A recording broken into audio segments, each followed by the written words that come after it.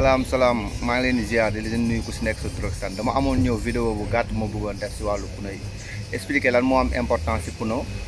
bu baax bu fekkee contrôle technique da nga fay dem dañuy xool vérifier sa pneu ba xam pneu bi baax na pneu bu baax nag mi ngi mesurer 1,6 millimètres loolu laa leen ni doon dina wax abonner à notre chaîne partager les vidéos pour nga xam sa pneu ndax baax na fi nga koy xamee lii nii bu xóotee te tolloowuñu ñaar yi nga xam ne pneu bi baax na bu demee nag bu pneu bi jeex ba tolloog lii pneu boobu dañ ko war a changer dañ ko war a sànni bu demoon contrôle technique du jàll li am solo tamit mooy mesure